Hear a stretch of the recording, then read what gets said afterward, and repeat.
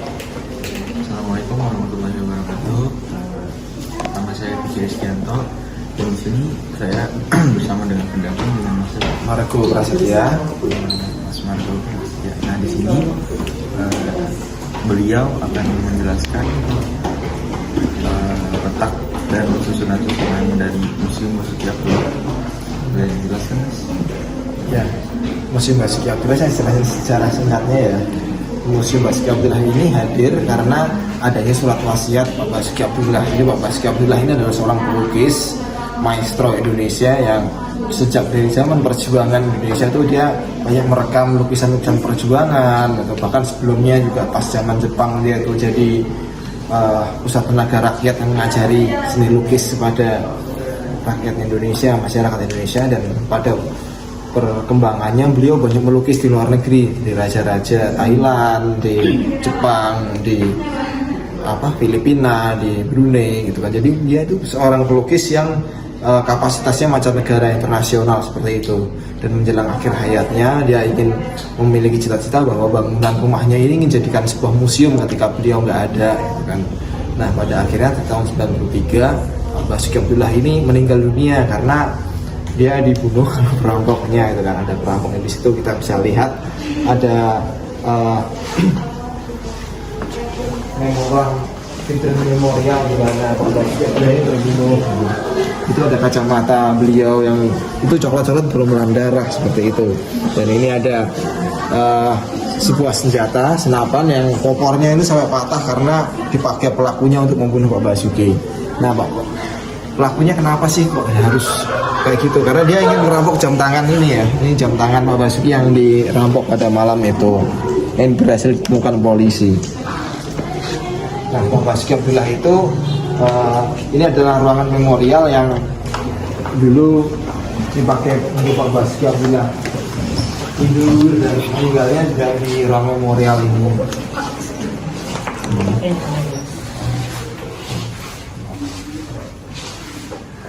Nah ini Pak Basuki Abdullah itu kamarnya seperti ini ditata oleh istrinya sendiri yang dipasarkan sebagai museum sebagai mengenang beliau masa hidupnya seperti itu.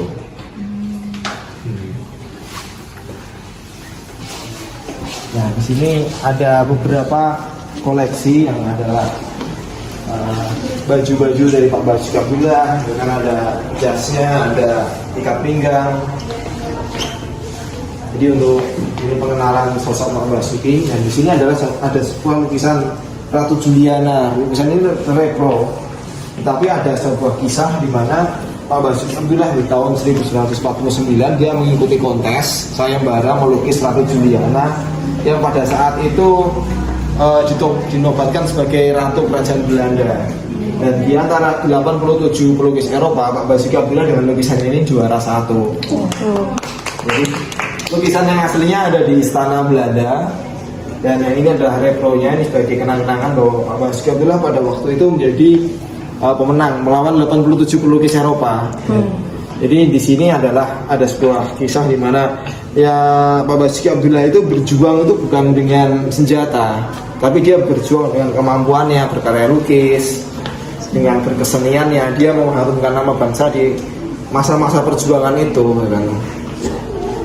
Nah, di sini ada beberapa katalog lukisan beliau, dan ini ada katalog koleksi Istana Kepresidenan. Jadi Istana Kepresidenan itu banyak sekali lukisan-lukisan Pak Basuki Abdullah di sana. Lukisan-lukisan terbaik Basuki Abdullah itu yang dikoleksi oleh negara, oleh Pak Soekarno kan. Itu banyak kan ada di Istana Negara. Kita lanjut. Di sini ada ruang perpustakaan.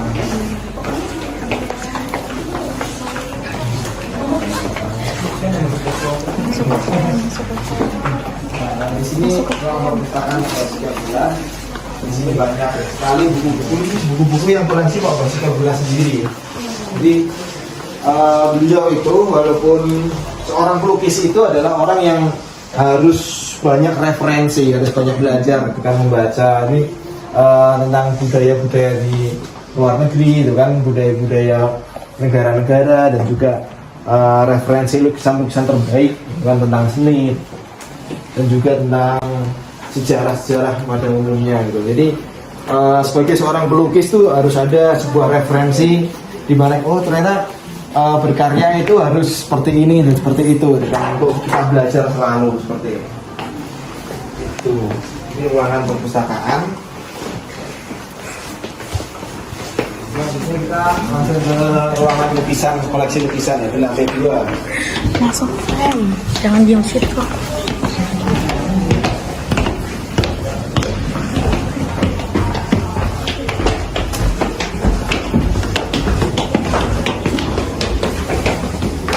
Selain lukis, sebenarnya kita batas dengan keilangan Indonesia terutama Jawa ya, koleksi tokoh-tokoh wayang seperti ini gitu kan. Dia juga bisa selain lukis juga menari wayang orang, dia bisa juga. Dan ini ada beberapa koleksi beliau tentang kemampuan lain beliau yang suka main wayang orang, dan juga wayang kulit yang dia koleksi di rumahnya. Jadi dia banyak terinspirasi oleh tokoh-tokoh wayang. Salah satu kisahnya adalah kisah epos Mahabharata, Ramayana, dan juga kisah-kisah yang ada di pewayangan Jawa. Misal ini inspirasinya lukisan Pak Basuki, misal ini tentang Garuda, terus Dewi Sinta dan Rahwana, di mana kisah ini menceritakan bahwa ada seorang dewi yang diculik oleh Rahwana yang kemudian harus bertarung dengan Jatayu atau Garuda. Nah, di sini adalah salah satu lukisannya yang dikoleksi di Istana Presiden itu. Lukisannya adanya di Istana Presiden, yang aslinya ini kita cuma replika. Dan ini sebenarnya tujuannya apa? Karena banyak sekali lukisan-lukisan Pak Basuki yang tentang tokoh-tokoh pewayangan ya, yang tersebar luas itu, menjadi lukisan-lukisan terbaik. Selanjutnya kita jalan lagi ke ini, lukisan dan pemandangan beliau.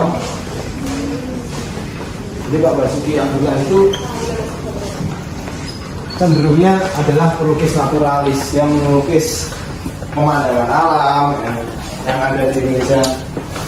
Dan keluarganya pun, keluarga Pak Basuki Abdullah itu ya seorang keturunan dari Dr. Wahidin Sudirohusodo. Ya ini beliau, Dr. Wahidin Sudirohusodo. Siapa yang tahu?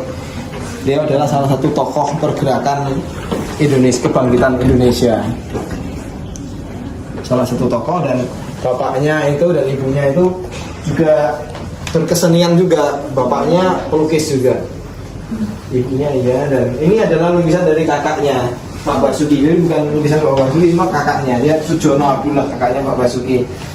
Gaya lukisannya juga naturalis seperti itu.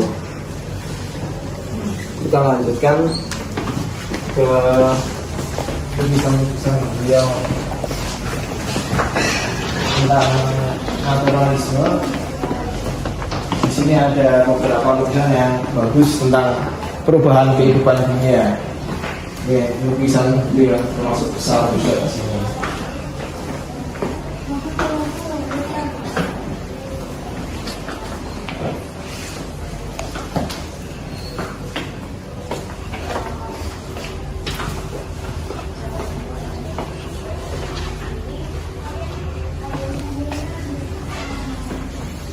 Nah, di sini ada sebuah lukisan menyongsong hari esok, yang pada tahun ini kita sedang mempromosikan, mengenalkan lukisan ini kepada masyarakat dengan cara mengadakan sebuah lomba kompetisi kemarin. Jadi lukisan ini diberikan kepada pelajar Indonesia untuk direspon dalam bentuk lomba melukis gitu kan, yang nanti akan kita lihat hasilnya di bawah. Kita lanjut.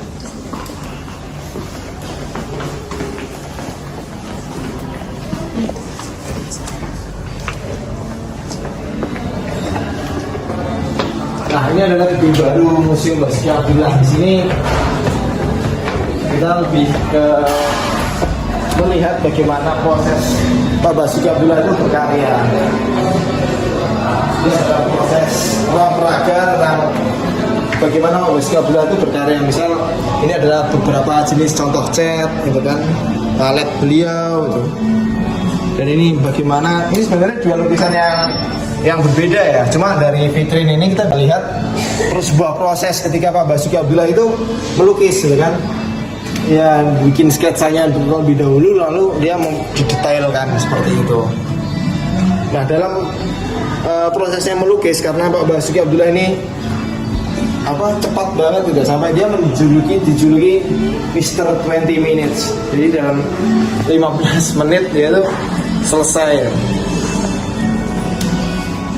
membuat sketsa. Selanjutnya kita lihat ini ada beberapa clipping, sebuah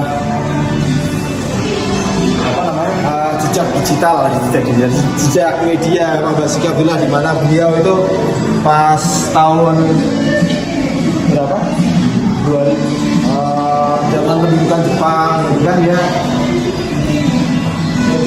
menuliskan sejak selesai ini tentang pemandangan ini.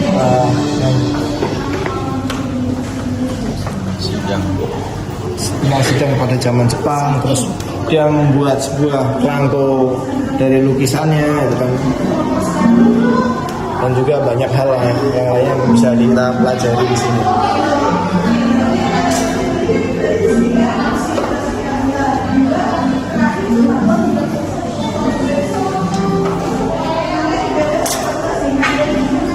Yuk kita lanjut lagi.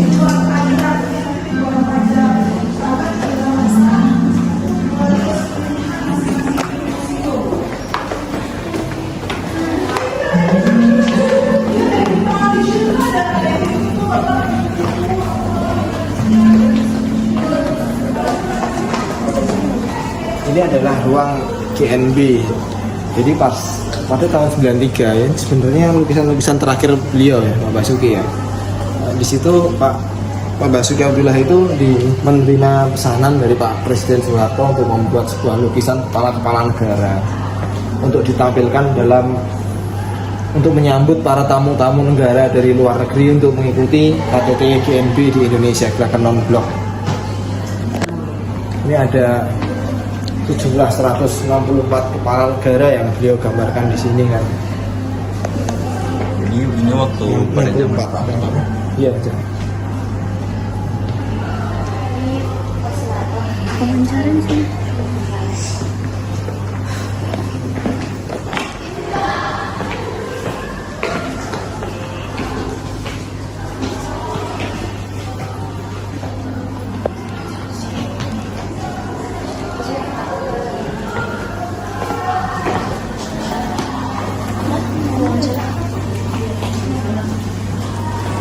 Wawancara di sini.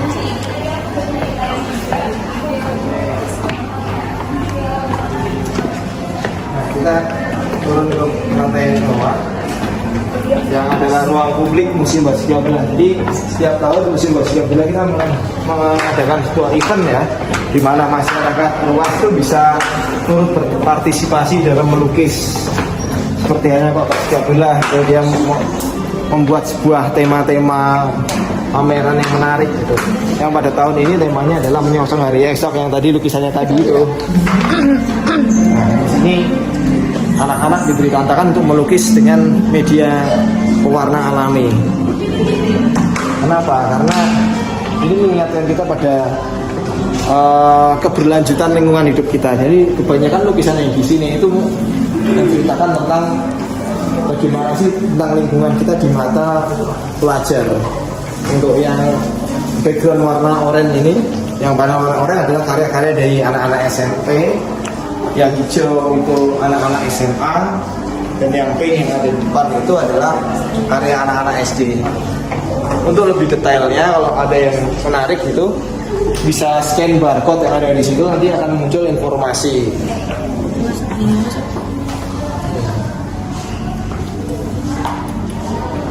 Ini dari satu Indonesia. Satu Indonesia. Jadi pameran ini, lomba ini tuh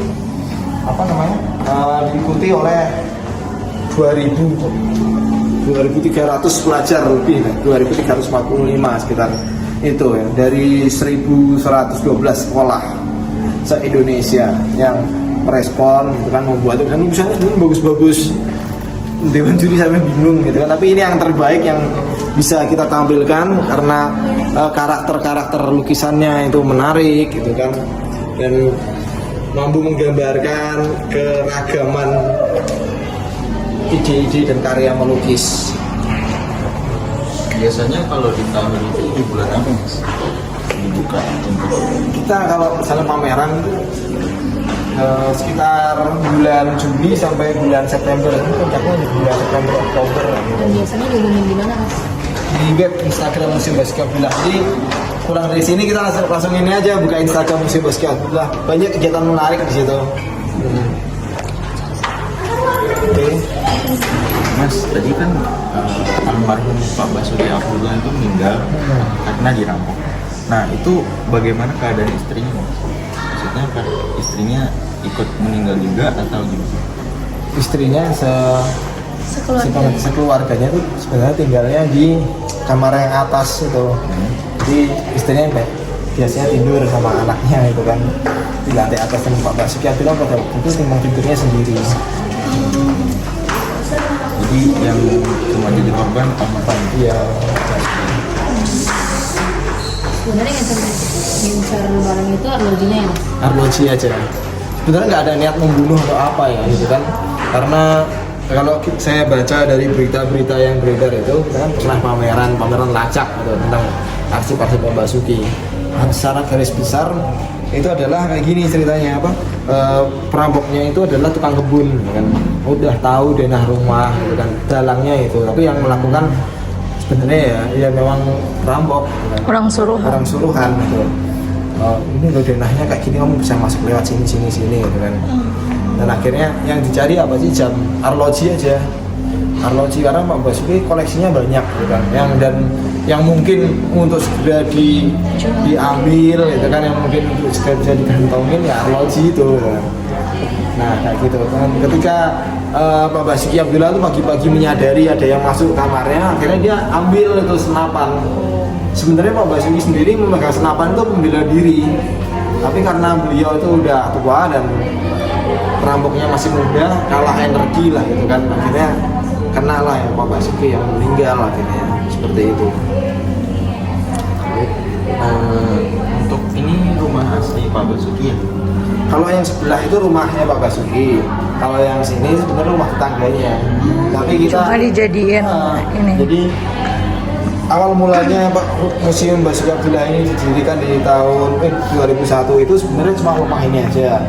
Terus karena rumah itu kan ya rumah biasa dikunjungi orang nggak terbatas, itu kan tidak bisa membuat sebuah pameran kayak gini menarik. Akhirnya kita diperluas lagi untuk membuat sebuah ruangan edukasi, kantor karyawan, ruang auditorium di lantai 3. Jadi untuk meluaskan layanan Museum Basuki Abdullah, kita perluas lahan, membuat sebuah bangunan baru.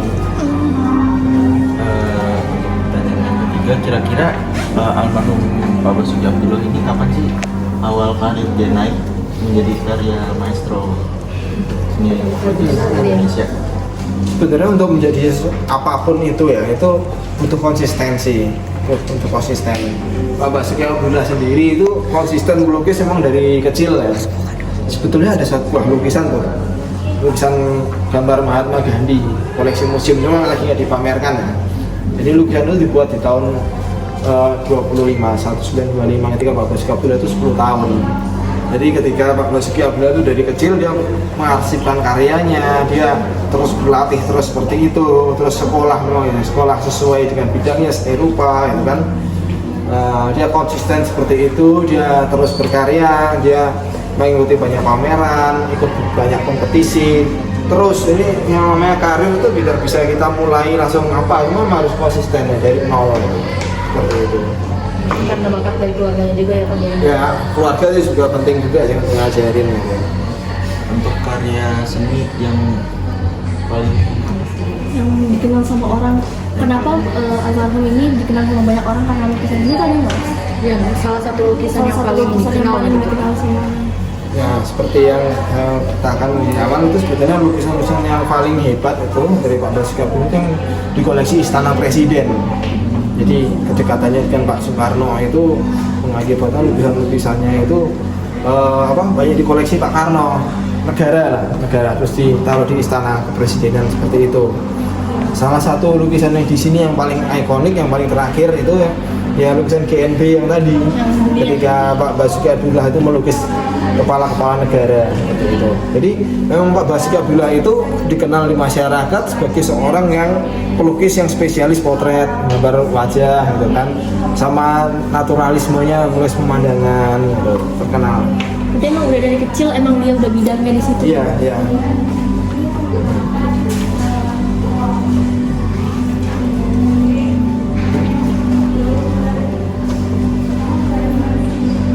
Museum ini didirinya waktu ketika setelah almarhum meninggal lalu didirikan. Iya. Tapi waktu didirikan ini apa ada dari keluarga gitu, ada amanah atau apa, atau memang didirikan untuk mengenang almarhum?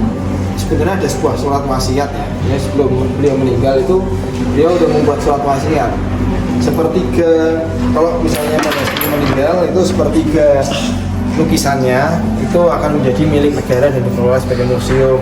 Terus rumahnya, bangunan rumahnya juga akan dihibahkan seperti itu. Terus sepertiganya akan menjadi, sepertiga lukisannya akan menjadi milik dari keluarga. Sepertiganya lagi akan jadi miliknya istri gitu. Aduh. Jadi memang udah ada kesepakatan seperti itu dari awal. Pemerintah karena mendapatkan itu surat wasiat itu, akhirnya dia diolah, diproses gitu kan, dinotariskan untuk jadi museum ini. Waktu ketika almarhum meninggal ini langsung didirikan atau langsung Ada jeda dulu, Pak. Ya, tetap ada jeda. Karena apa ya kan, untuk merubah sebuah bangunan, sebuah kumpulan koleksi lukisan seperti itu menjadi sebuah museum itu butuh yang namanya kajian kuratorial.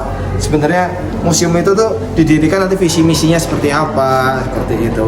Sama pegawai-pegawainya mau siapa aja itu kan butuh waktu itu. Sehingga dari tahun 93 sampai tahun 2001 itu proses pengembangannya, lebih dari tahun 2001. Waktu pembuatan museum ini tuh ada kendala yang bener-bener kayak Menghambat untuk membuat museum itu nggak, Pak? Susahnya nyari koleksi-koleksinya atau ada ininya nggak, atau dana untuk bangun ini atau? Ya karena dikelola sama Kementerian Pendidikan dan Kebudayaan, sampai sekarang dikelola Kemendikbud ya nggak ada masalah yang berarti. Semua sebenarnya udah banyak yang clear gitu kan, surat-surat gitu.